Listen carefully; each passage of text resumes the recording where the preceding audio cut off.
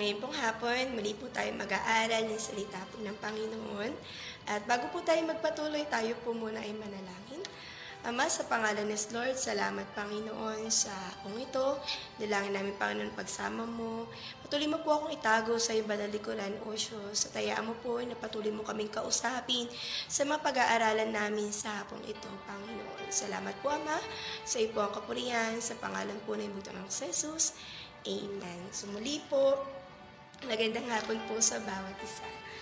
Ayan, so may topic po tayo na pinag-aaralan. Ito po ay yung 2 trabaho na dapat gawin ng simbahan. At na-share na po ng ating mga pastor yung number 1. Ito po yung para ma-born again ang mga tao. At sabi niya nga po, ang travail ay inalintulad po sa babaeng naghihirap sa panganganak. At tayo din po sa bawat isa po sa atin, nasa man po tayong simbahan, tayo po ay binibigyan trabaho ng Diyos na tayo din po ay manganak ng mga kaluluwa na hindi po dapat nawawala ang travail sa bawat simbahan po natin. Sapagkat ito nga po ang sabi niya, ang travail po ang makakapagpa-born again sa mga tao. Ito po ang makakapanganak ng mga kaluluwa. Amen po. Dito po sa Isaiah 66 verse 8, sino man nakakarinig ng ganyang bagay? Sinong nakakikita ng ganyang mga bagay? Ipanganganak baga ang lupain sa isang araw? Ilalabas bagang paminsan ng isang bansa? Sapagkat pag nagdaramdam na ang sayon, ay nanganak na ng kanyang mga anak. Ulitin ko po sa Isaiah 66 verse 8. Na po, sabayan niyo po ako. Sabi niya, sinong makaririnig ng ganyang bagay? Sino nakakita ng ganyang mga bagay? Ipanganganak baga ang lupain sa isang araw? So, sabi po doon, isang araw ba lang? Pero sabi po dito, ilalabas bang paminsan ng isang bansa? Sapagkat pag nagdaramdam ng sayon ay nanganak ng kanyang mga anak. So sabi niya po doon, hindi lang isang araw, minsan aabutin po ng ilang araw o ilang linggo bago po ma-release or maipanganak ang isang kaluluwa. Ano po, minsan may taon bago po ma-born again, yung pinagpipray mo po at ganun po ang travail na kailangan mong bunuin to hanggang hindi mo na i-release or na ilalabas or na ipanganganak ang isang kaluluwa. Sabi nga po ng mga pastor natin nag-share na hindi pwede na hindi mailabas yan kasi pwede pong mamatay yung kaluluwa na yon. Ano po? At sa bawat isa po sa atin, patuloy tayong binibigyan ng Diyos ng bigatin na ipanganak ang mga tao na hindi pa nakakilala sa Panginoon. At sa physical po, alam natin yung hirap po. Nakikita natin yung mga hirap ng mga nanay kapag sila po ay nanganganak. At hindi po madali. Ilang oras po na doon sila sa labor stage. At pag naipanganak na po nila, nandun po yung release o kagaanan. Pero hindi po natatapos sa maipanganak lang yung sanggol. Hindi pwede na pagkapanganak po ng nanay, yung sanggol, okay na, nandyan na. Hindi po pwede na, dyan na lang siya. So, ang gagawin po ng nanay anong magulang po ng sanggol ay aayusin po siya, aalagaan, aasikasuin. So, hindi po natatapos sa naipanganak lang. Amen po. At ganoon din po sa spiritual. Hindi po natatapos sa na-born again lang yan, okay na yan. Tapos na yung paghihirap ko dyan, okay na. Hindi po. Ang sabi niya po dito, kailangan po na patuloy natin na idulog ito sa Panginoon o itrabail sa Panginoon itong taong ito na na-born again na.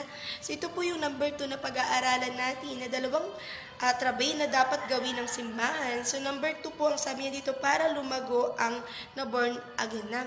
So katulad nga po sa physical, hindi pwedeng pinanganak mo lang yung baby. Kung hindi, dapat nandun yung pag-aalaga mo hanggang nasa wastong edad na po siya. At ganun din po sa spiritual. Kapag na-born again po ang isang tao, ipinanganak po yan sa prayer, hindi po matatapos doon at patuloy po dapat na idulog, ipagtrabail upang sa gayon ito po ay lumago. Ang taong ito ay patuloy na lumago at makapasok po sa kalooban po ng Panginoon. Amen po? So dito po sa Galatia 4 verse 19. Yan, kung may mga hawak po kayong Biblia, makikibuklat din po sa Galatia 4 verse 19. Ang sabi niya po dito, mga anak ko, dahil sa inyo, minsan pa ako nagdaranas ng hirap tulad ng babaeng nanganganak. hanggang sa ganap na mabuo si Kristo sa inyo. So ulitin ko po mga anak ko, dahil sa inyo minsan pa akong nagdaranas ng hirap tulad ng babaeng nanganganak, hanggang sa ganap na mabuo si Kristo sa inyo. So pansinin po natin, ang sabi po ni Apostol Pablo, minsan pa. So ibig sabihin, ginawa niya na po dati ang mag-travail. Pero dahil nga po, sabi niya dito, muli ako'y nagtatrabail or dinutulog po niya ang mga taga-Galacia upang sa gayon ay sabi niya, upang lubusang mabuo sa inyo si Kristo o lubusang lumago ang taong iyon o mga taong iyon kay Kristo. Dito po sa magazine po natin sa camp, mababasa po natin or nabasa po natin yung pong The Art of Prayer. At ang napakaganda po ng tinuturo sa atin sa magazine po na iyon. Ang sabi po dito, sinabi ni Pablo na siya'y minsan na namang nagdaranas ng paghihirap hanggang si Kristo ay mabuo o mahubog sa kanila maging katulad ni Kristo. So sabi po minsan ulit na naman, ginagawa po ulit ni Pablo, hindi natapos nung pinagtrabail niya to para makakilala sa Panginoon, kung hindi, nasabi niya, minsan pa ako'y magdaranas ng paghihirap na katulad ng isang nanganganak upang sa gayon ay patuloy na ipagtrabail yung mga taong ito upang sa gayon po ay sila po ay lumago kay Kristo. Sabi niya pa po dito, sa magazine po na nung camping, nagtrabail siya para sa kanila nung sila'y makasalanan pa lang upang sila'y may panganak sa kaharian ng Diyos. At ngayon, siya'y naghirap na naman ulit para sila'y lumago sa kanilang buhay espiritual, upang sila'y lumago at hindi manatiling mga baby Christian. So kapag po ang isang baby pinanganak, wala pa po yang alam, hindi pa po niya kaya asikasuhin yung sarili po niya. Habang ang mga tao ay mga sanggol o baby Christian pa, o sanggol sa espiritual, kailangan may kumarga sa kanila. Kailangan may magpakain sa kanila. Kailangan may mag-alaga sa kanila. Kailangan magpatuloy ang daloy ng panalangin sa kanila. So, after po ng maborn again ng isang tao, andun po ulit ang travail para naman po siya ay patuloy na lumago at pasukin ng kalooban ng Lord sa kanya o yung pagkatawag ng Diyos sa kanya. Katulad po ng ginawa ni Apostol Pablo, ganun din po ang inuutos sa atin na patuloy nating gawin sa bawat simbahan po natin na ipagtrabail, ipanganak o hayaang hanggang sa maging matured itong mga taong po na to na pinagkatiwala sa atin ng Panginoon. Kasi tayo din po ay bunga ng travail ng ibang tao upang tayo ay makakilala sa Lord at the same time upang pasukin natin, matapakan natin, hanggang matapakan natin ang perpektong kalooban ng Diyos sa atin. So hindi po nag-i-stop ang panalangin. May mga bagay po na kapag sumobra po masama, kapag kumulang masama, pero ang panalangin po, mas maganda ng sobra-sobra ang panalangin. Lalo na po sa mga taong ibinigay sa atin ng ating Panginoon. Pamilya mo man yan o ibang tao, hayaan po natin na patuloy na dumaloy sa atin yung travail upang sa gayon may panganak po natin sila. At lalo po silang lumalim sa Panginoon. Kaya nga po sabi niya dito, kailangan patuloy na magtrabail ang simbahan. At tayo po ay belong sa simbahan. So tayo po ay responsible sa mga dapat na ipanalangin ng mga kaluluwa. Sabi niya po dito, ang simbahan ang sisisihin ng Diyos kapag may tao o may mga baby Christian na nawala sa simbahan.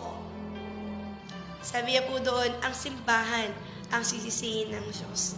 Mababasa po natin to sa magazine. Sabi niya doon, may isang baby Christian na nawala, may baguhan na nawala, at ang sinisisi po ng Lord ay ang simbahan. Kaya nga po, hayaan po natin na magamit tayo ng Diyos sa ministeryo ng panalangin, ng travail. Kung nararamdaman po natin na may travail, may bigatin, ito po ay bigyan natin ng pansin.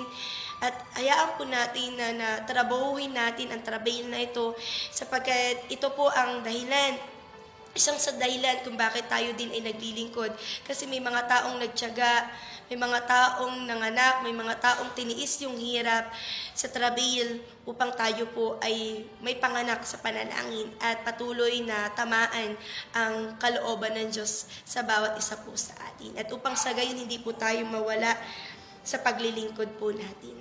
Amen po, kaya nga po ini-invite po tayo na tayo po ay makiisa sa panalangin. Makiisa po tayo sa panganganak ng mga kaluluwa at napakadami po, ang sabi nga po napakadaming aanihin. Napakadami na dapat anihin. Ngunit yun nga po, kulang po ng mga tagapag-ani. At simulan po nating anihin ng mga tao, mga kaluluwa sa panalangin, sa travail. Ipanganak po natin sila at after po noon, wag po natin tigilan hanggat hindi po nabubuo sa kanila ang kalooban ng Diyos sa bawat isa. Na po sa kanila. Kaya nga po patuloy po tayo makiisa sa pananalangin sa mga tao. So sabi niya nga po, ulitin ko po, sabi niya po doon, 2 travail na ginagawa dapat ng simbahan. Number 1, sabi niya po doon, para ma-born again ang tao. Ano po? So ito po ang unang dahilan kung bakit kailangan mo mag-travail, ba't kailangan may travail ang isang simbahan para makakilala ang mga taong nakapaligid o mga taong hindi pa nakakilala sa Panginoon. Ano po? At pangalawa po, ang sabi doon ay para lumago yung na-born again na. So, hindi po nag-i-stop sa pinanganak mo lang, kundi patuloy po natin itong aalagaan sa panalangin hanggang maging mahubog sa Kanya ang calling niya at ang kalooban ng Diyos sa Kanya. Ngayon po, dito po sa Isaiah 59 verse 16. Ang sabi niya po dito, at Kanyang nakita na walang tao at namangha na walang tagapamagitan. Kaya ang kanyang sariling bisig ay nagdala ng kaligtasan sa kanya at ang kanyang katwiran ay umalalay sa kanya. So ano pong ibig sabihin? Sabi niya po dito, nakita ng Diyos na walang tagapamagitan.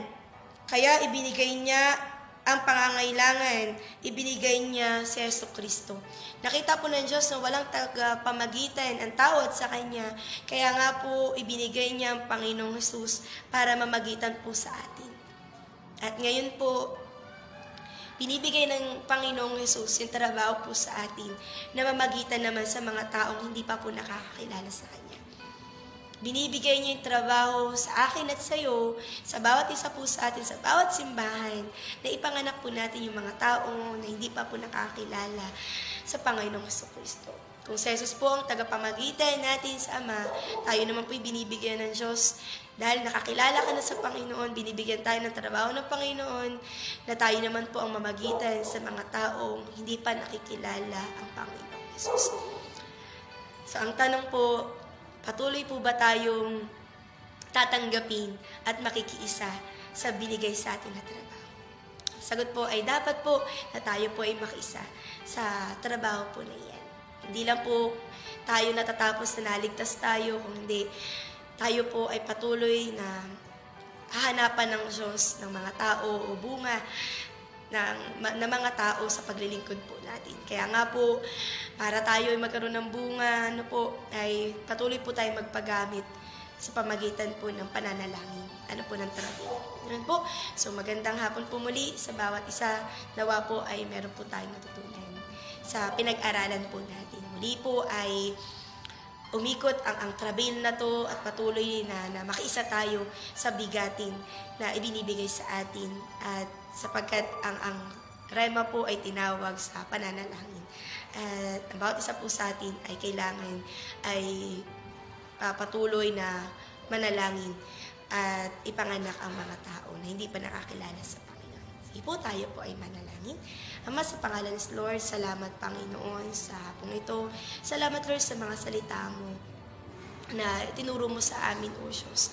Salamat Lord dahil niremind mo kami sa travail na dapat namin ito Panginoon gawin, dapat gawin ng simbahan mo. Kung sa gayon anihin Panginoon at maborn again, may panganak ang mga taong di pa nakakilala sa iyo Panginoon. Patuloy mo kaming gamitin O Diyos, patuloy mong ibuhos Panginoon yung bigatin, bigyan mo yung mga puso namin Lord ng love sa mga kaluluwa, burden sa mga kaluluwa Panginoon. Hayaan mo Lord na patuloy kaming ma-in love sa gawain mo at patuloy mo kaming gamitin, O Lord, mightily sa ministeryo ng panalangin, O Diyos. Salamat po, Banal na Espiritu, patuloy mo kaming turuan kung paano pa panalangin, kung paano pa maglingkod sa Diyos Ama. Salamat po, Ama, sa iyo po ang kapurihan.